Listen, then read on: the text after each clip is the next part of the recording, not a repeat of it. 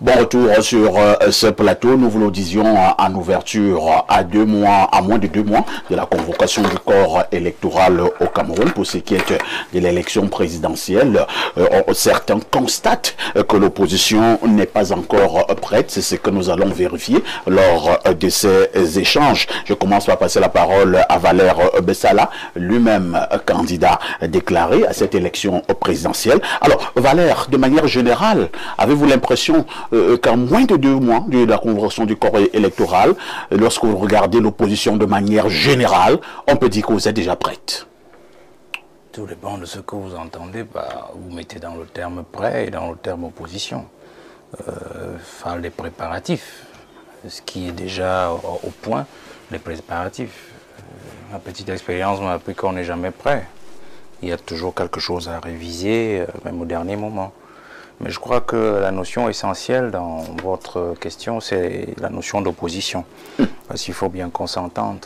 L'opposition a déjà plusieurs variables. C'est plus vraiment comme dans les années 90, où il y avait comme un certain monolithe, on va dire ça comme cela, désigné, qui était cristallisé par les partis d'opposition, aidés par des mouvements de la société civile et autres. L'opposition, avec ce que le régime de 43 ans d'inertie nous a appris et nous a admonesté comme traitement et comme désillusion et déception, nous a amené à voir que l'opposition a changé.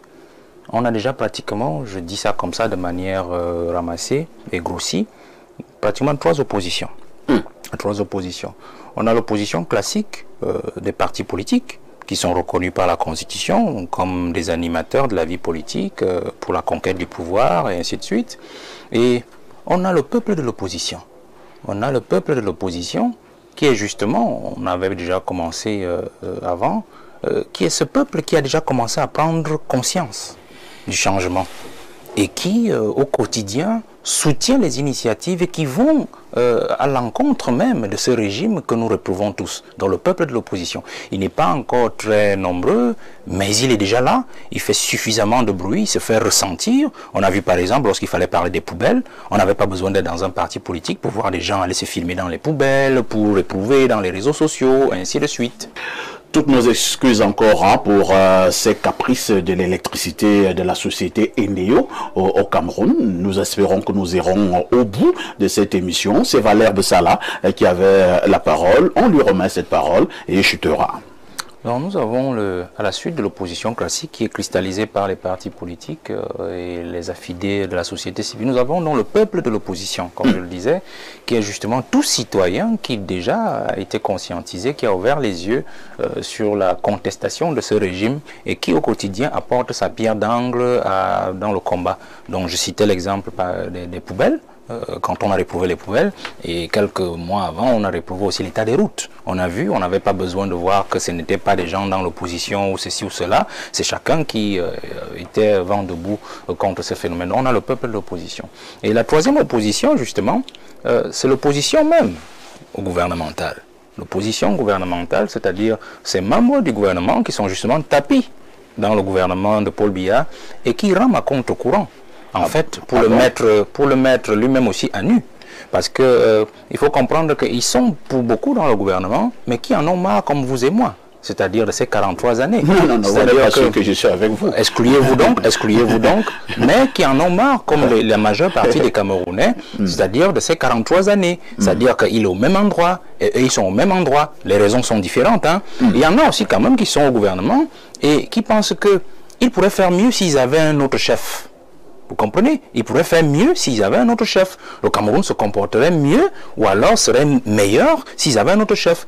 Et c'est cette opposition qui est davantage encore plus, comment on dit, acerbe contre ce régime. Parce qu'elle sert les aménités du peuple de l'opposition et de l'opposition classique. Vous voyez que si les gens, à travers l'inertie dont lui-même il a parlé, en 2006, fin 2005, discours de fin 2005, si ces opposants qui sont dans le gouvernement font tout pour que lui n'avance pas, le peuple le ressent parce qu'en fait le peuple qui attend les résultats ne les a jamais. Donc en fait, ils nourrissent l'opposition, le peuple de l'opposition à travers ses avis. Valère, je vous relance. Hein. Je voudrais que peut-être qu'on aille encore en arrière.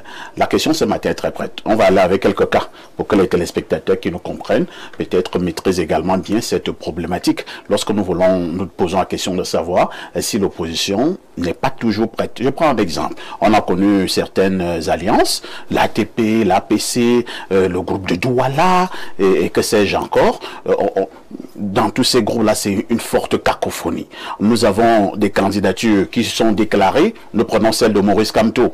Candidature déclarée, mais apparemment candidature à polémique.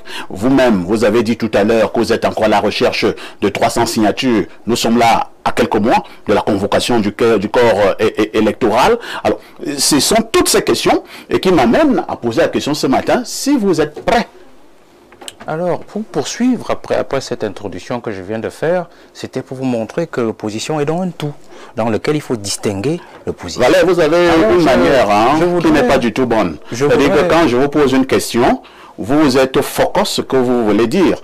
Mon rôle ici, c'est de poser les questions. Je veux marcher en ça. Voilà. Et modestement, vous avez l'obligation d'y répondre. Parce que ce que vous faites là n'est pas bon. Voilà. Bon, si vous n'avez pas perçu de réponse à la question que vous avez posée, moi j'ai déjà répondu à votre question. D'accord. Vous savez, quand nous travaillons sur la réflexion des mots, de la sémantique, on part de la définition de l'opposition. C'est ce que je venais de faire. C'est-à-dire les trois types d'opposition. Il n'y a plus une opposition, je vais commencer par vous dire qu'il n'y a plus une opposition monolithique, qui est celle cristallisée par les partis politiques. Il y a déjà d'autres types d'opposition. C'est ça que j'ai commencé par vous dire. Alors, si vous voulez absolument des réponses particulières, vous me dites, je vous donnerai des réponses. Alors, je vais sortir en disant que être donc prêt, qui est donc prêt? Dans l'opposition classique où je me trouve, je ne crois pas encore que nous sommes tout à fait prêts. Puisqu'on n'est jamais prêt, il y en a qui s'apprêtent, il y a des congrès encore qui se passent à gauche et à droite, il y a des alliances qui sont sursurées. L'opposition du peuple, elle ne peut pas être prête parce que le peuple n'est pas encore totalement réveillé. Mais l'opposition dans le gouvernement, je crois qu'elle est déjà davantage prête, avec peut-être l'affaire Léon Teller que l'on voit, parce qu'elle aussi, elle est en train déjà de suivre son cours. Je pourrais revenir dessus plus tard. Elimbi Lobé, vous qui êtes également un acteur important de la vie politique au Cameroun et surtout également de cette opposition, en toute âme et conscience, à quelques mois de la convocation du corps électoral, parce que dès qu'on convoque le corps électoral, là, je pense que c'est terminé. Êtes-vous déjà prêt? Non. Voilà. L'opposition camerounaise, quelle qu'elle soit, n'est pas prête. D'accord. Et pourquoi? Parce que, premièrement, elle est tellement diverse. Vous voyez, c'est pour ça que je dis le populisme n'est pas bon. Si vous regardez les réactions maintenant sur ce plateau, par rapport à ce qui s'est dit à l'entame de nos travaux, où Baïbek et Valère laissaient croire qu'il y a une solidarité de l'opposition. Maintenant, ils sont à 10 000 lieues de ce discours. Baïbek disait tout à l'heure, on n'a pas pu commenter ça parce qu'on est passé à autre chose. Mais quand vous avez entendu le discours de Baïbek, et ce soit sur Cabral et les autres, vous voyez bien que ce qu'il disait au début n'a pas de pertinence, la solidarité. Il n'est pas solidaire de Cabral. Donc, c'est ce populisme-là qui fait que on croit que, parce qu'on dit des choses que tout le monde aimerait entendre, on est dans la vérité. Il faut être dans la vérité. La vérité est que tous les opposants ne sont pas de la même chapelle. Ils ne se battent pas pour les mêmes causes. Parce qu'ils ne se battent pas pour les mêmes causes, ils n'ont pas les mêmes stratégies de combat. Donc, tout n'est pas à mélanger. Les événements nous montrent que il faut distinguer les gens. Baïbek, qui n'a jamais servi le régime, n'est pas comme Kamto, qui a servi le régime. Baïbek, Cabral Libi,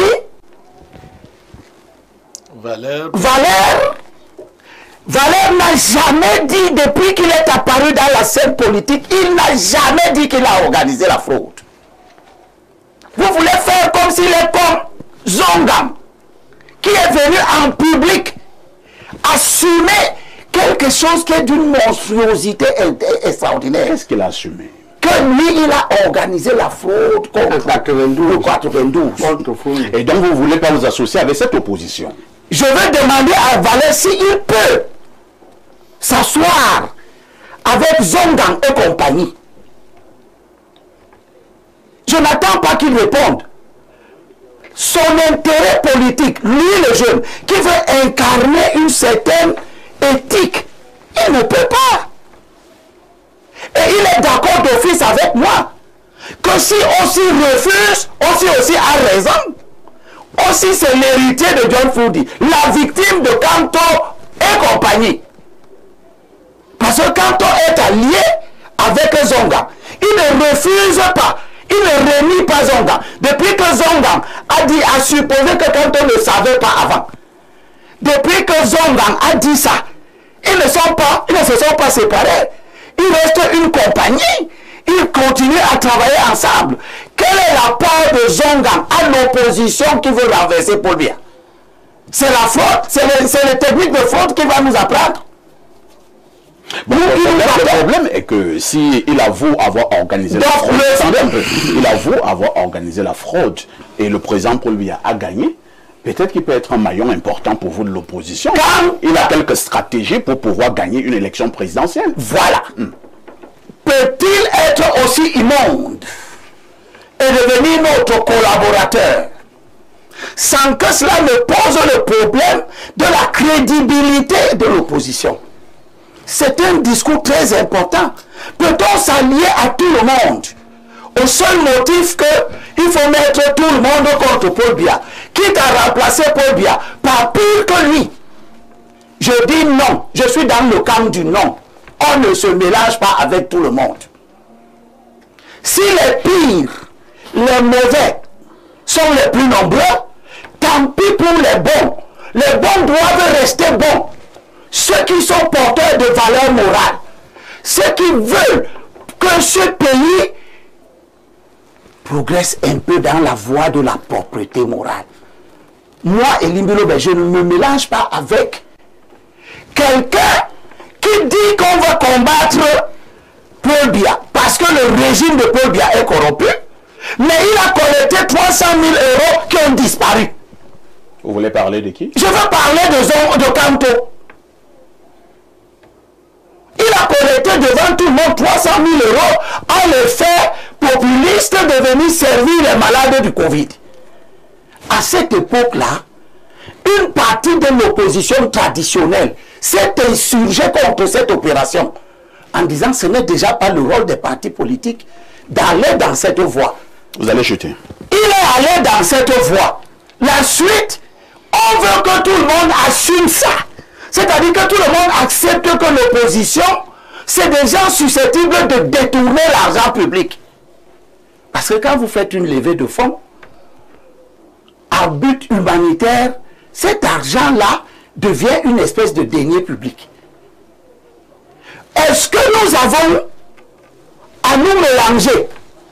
Nous qui avons lutté, ceux qui ont lutté, ceux dont nous sommes les héritiers, les Ndamjoya, les Frundi, les Kodok et les autres, on peut les reprocher ce qu'on veut.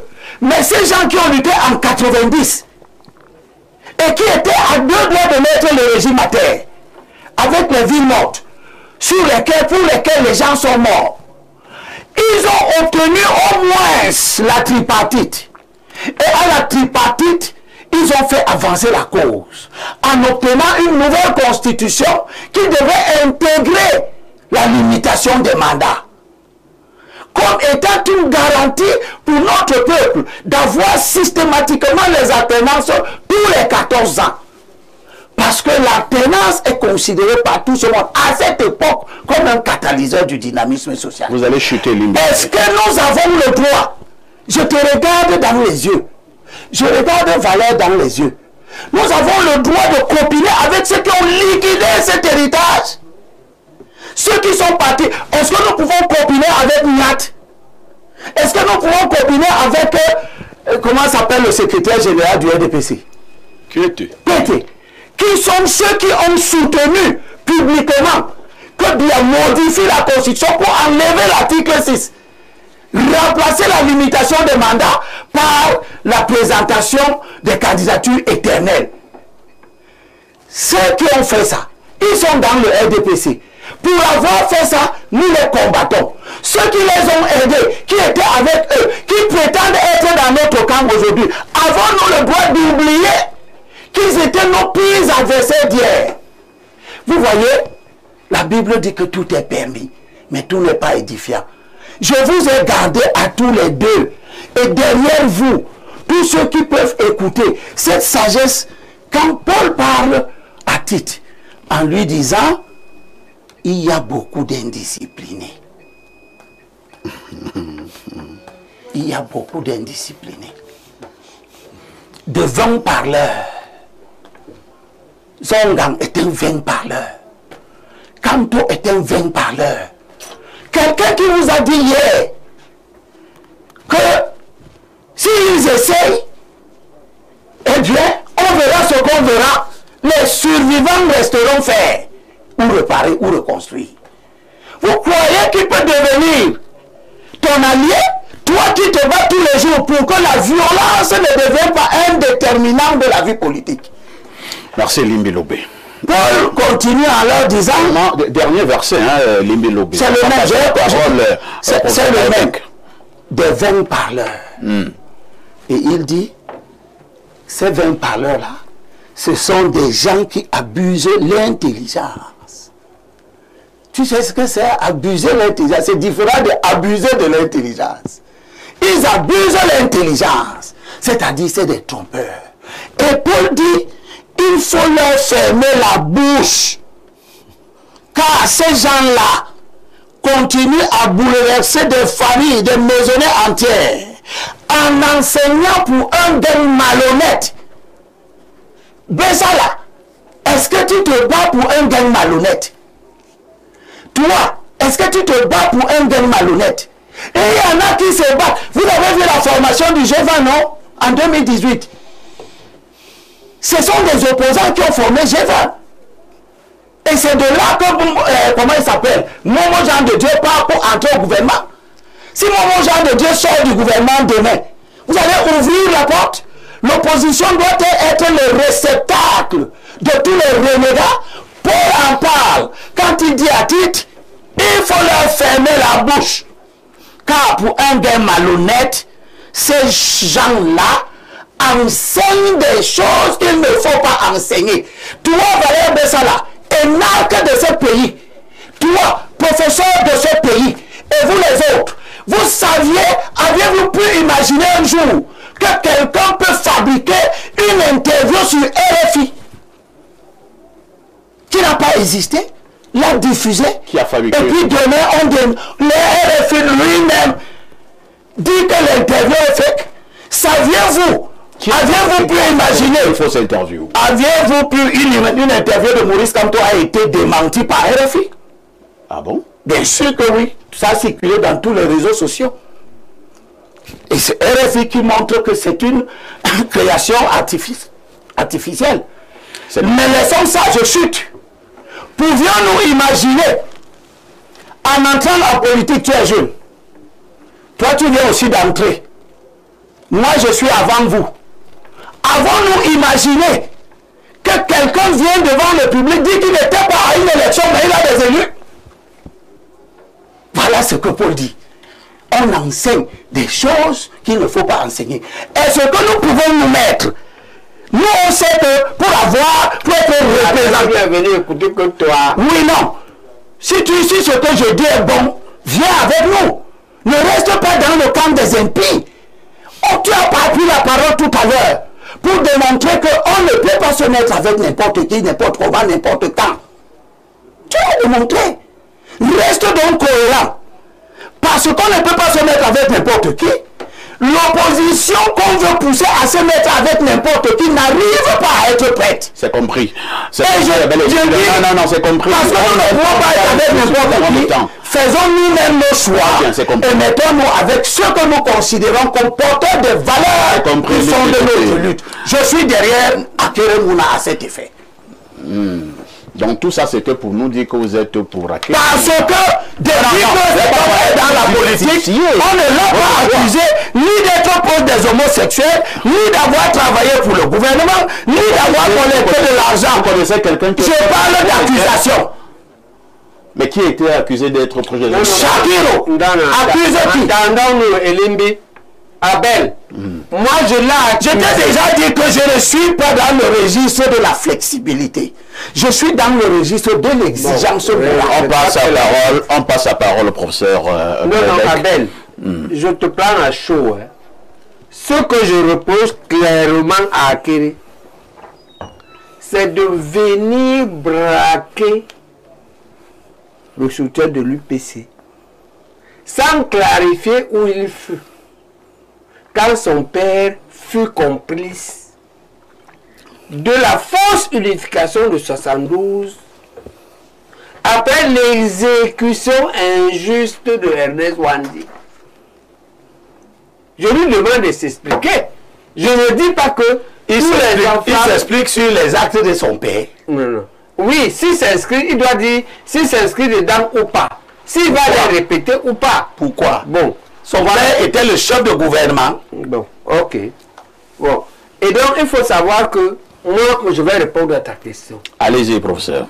Ta réponse est, est-ce que l'opposition est Ma prête? question. Ouais, est-ce que l'opposition est prête? Je vais te dire ce que nous on fait. Oui. Ok. Nous on fixe d'abord le cap, le but. Et le but est très clair. Ce que l'on veut, c'est que fondamentalement, notre pays change positivement et dans la paix. C'est très important de le dire. Ok. Parce que avoir dit ça disqualifie certains acteurs et certains discours. Bon, entendons-nous donc. C'est ça le but. Ce n'est pas la gloire d'un homme ou d'un groupe. Ce n'est pas les opportunités d'un homme ou d'un groupe. Ce n'est pas les avantages pour un homme ou un groupe. À partir de là, on dit que pour atteindre ça, nous avons le moyen central pour ça est les élections. Et nous en avons 3. À court terme, on a les présidentielles. À moyen terme, on a probablement le couplage sénatorial et régional. Et à plus moyen terme encore, le couplage communal et législatif. C'est là que nous allons. Et on dit, pour le court terme, les présidentielles, nous, on a une candidature. Et cette candidature, on est prête. Elle est suffisamment solide. Elle est suffisamment crédible. Elle a tous les atouts de l'opinion.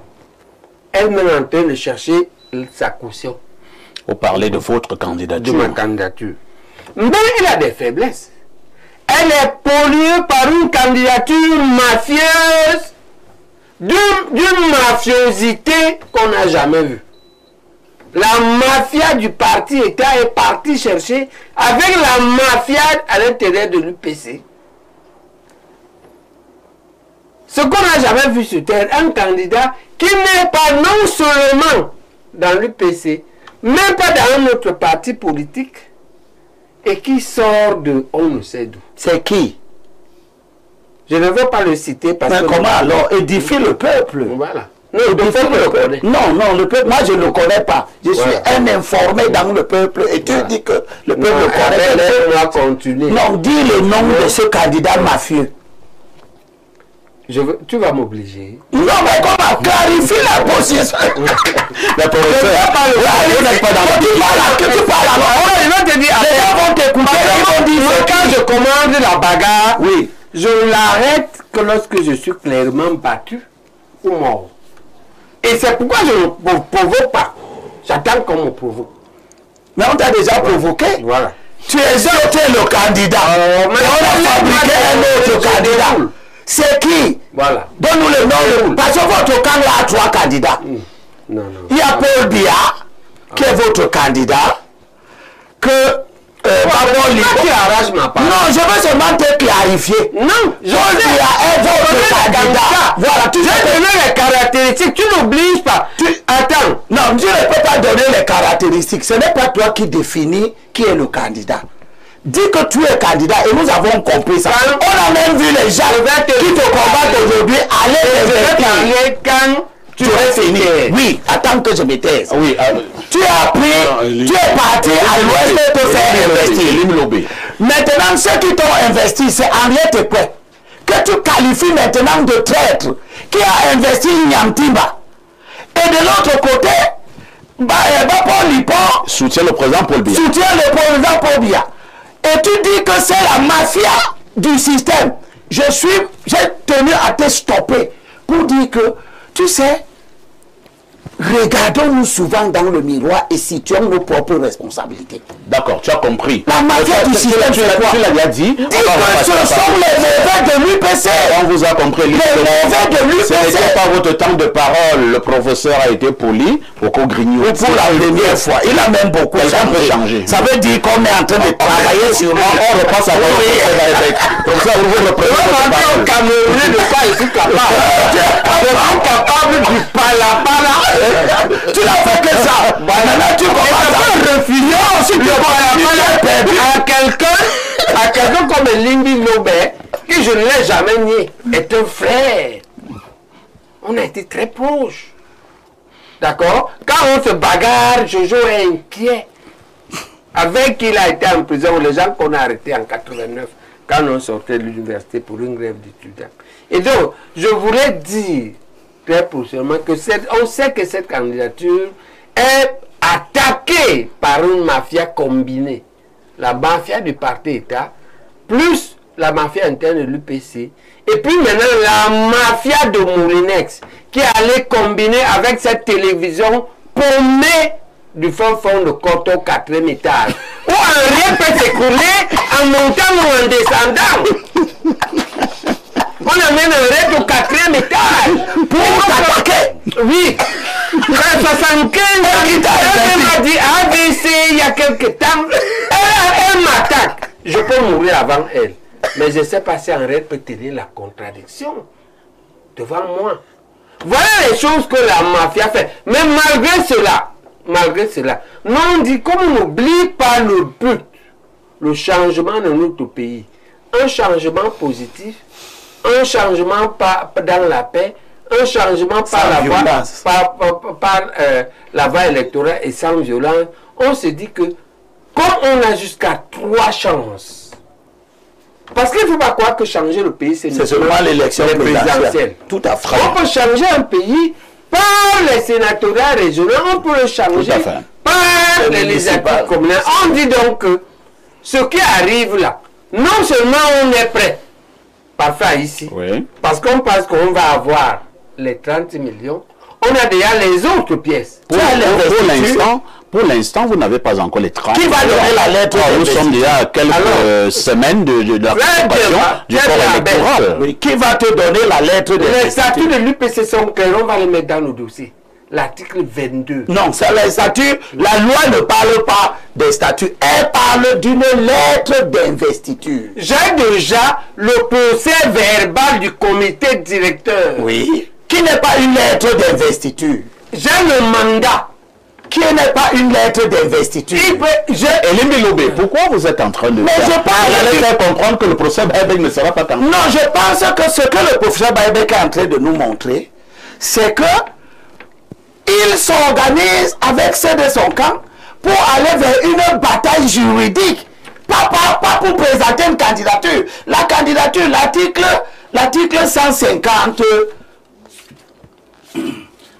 121 est clair.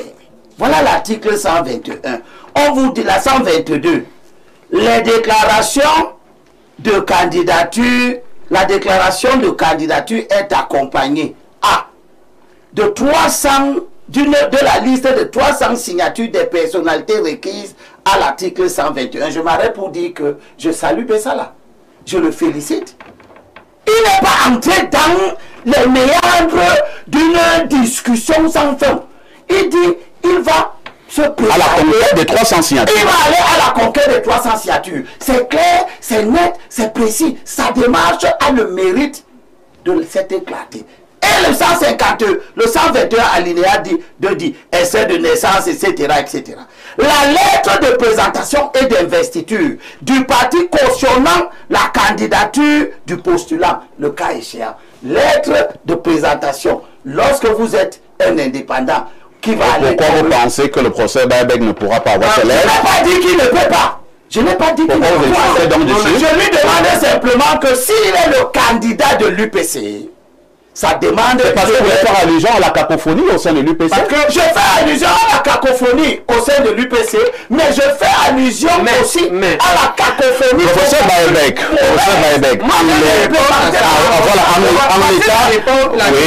oui, pour toi, un procès verbal du comité directeur qui dit que voici notre candidat, est-il une lettre ou pas?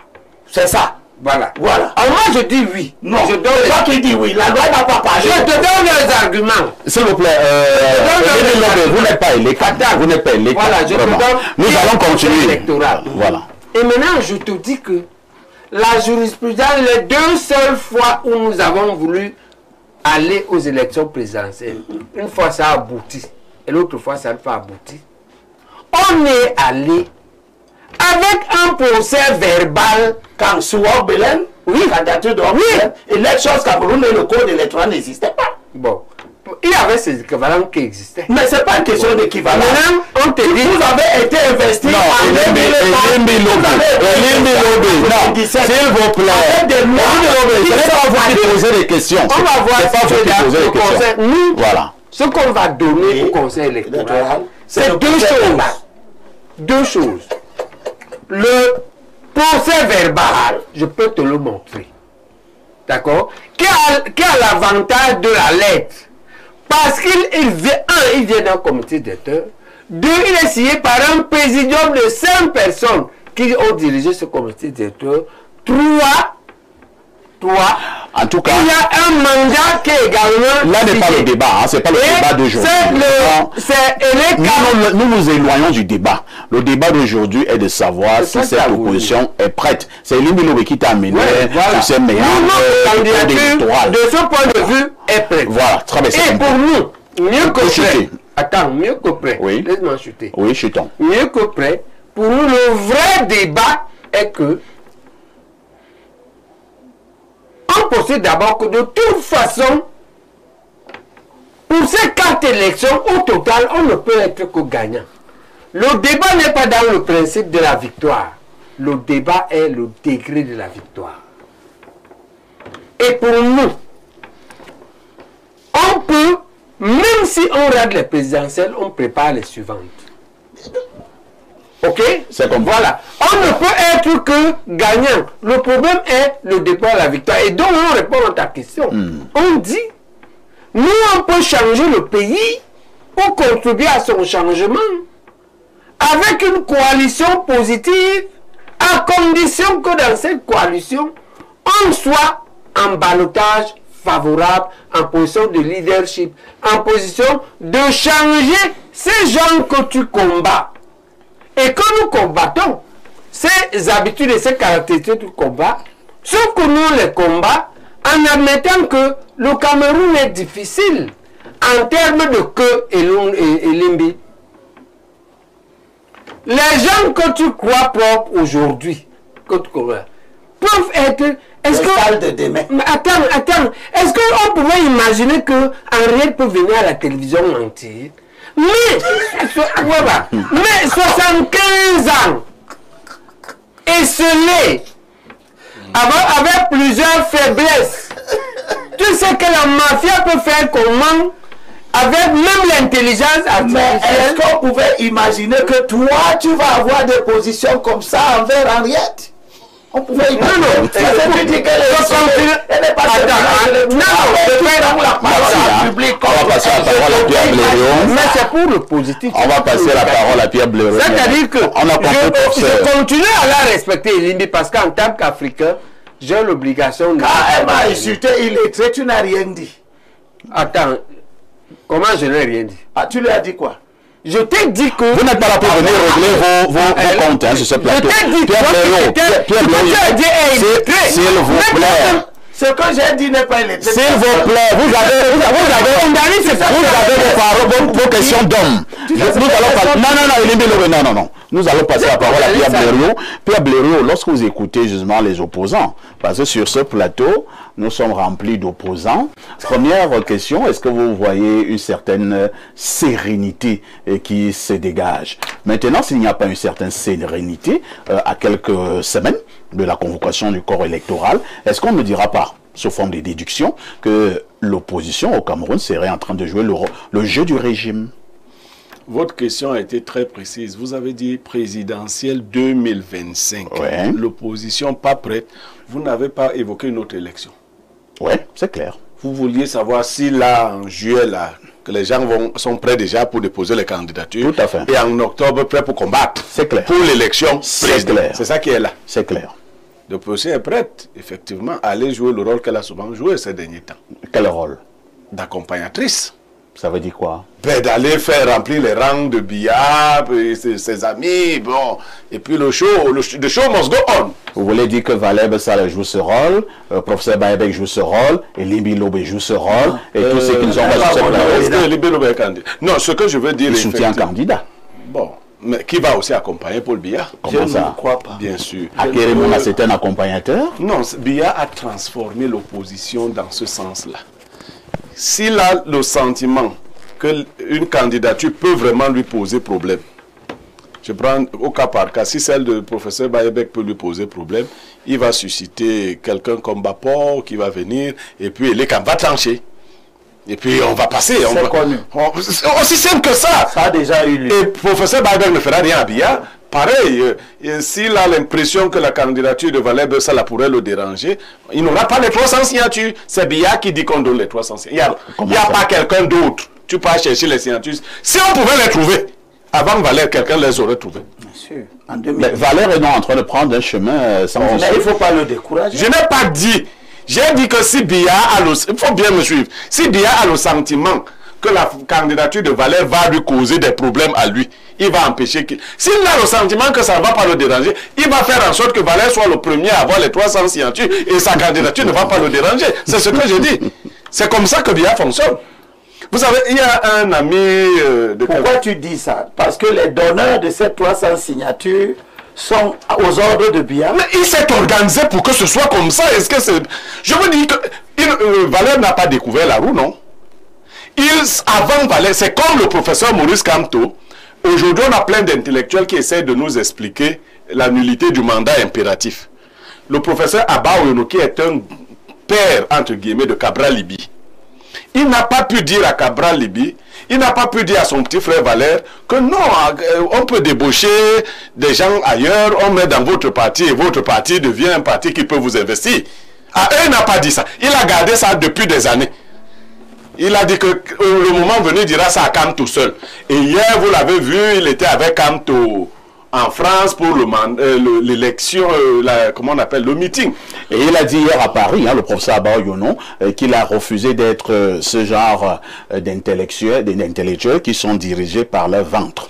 Il n'y a aucun intellectuel dirigé par le cerveau en politique. Ça n'existe pas. Ah bon? Non. Quand tu veux faire l'intelligence, ça se fait dans les universités et autres. Dès que tu entres en politique, tu fais les coups, comme tout le monde là. Tu utilises ton intelligence, et comme ils le font très savamment, tu utilises ton intelligence. Le professeur Abba Oyono, aujourd'hui, hier, moi j'ai les discours de tout le monde. Il disait qu'il préfère que ce soit un jeune. Et quand on lui demandait lequel jeune, il disait Cabral. Est-ce que quand tu es devenu jeune entre-temps? Il a peut-être rajeuni. Peut-être c'est Cabral qui est devenu vieux. Voilà, le professeur Abba Oyono peut avoir été rajeuni ou avoir vu un rajeunissement de Kamto sous un certain angle. Donc, on les regarde et on dit vraiment, ne nous prenez pas pour des fous. Nous savons que dans la prochaine République, dans la perspective, je ne veux pas analyser, Abba Oyono n'est pas candidat, mais je vois quelqu'un qui est intelligent qui se dit, voilà, dans le système Biya Boulou, entre guillemets Biya Boulou, parce que moi je suis Boulou, si Biya doit partir et que Kamto puisse monter, il ne va quand même pas gouverner le Cameroun avec les anges. Il lui faudra des équipes. Donc moi, je n'ai pas été dans l'autre équipe, je peux être dans celle qui vient. C'est un calcul d'intellectuel. C'est comme ça que les femmes Ndongo ont accompagné Biya, de grands intellectuels, pour être positionnés. On ne peut donc pas empêcher à ceux-ci de commencer à réfléchir sur la... Il y a le professeur Baïbek qui vous dit quelque chose de très technique.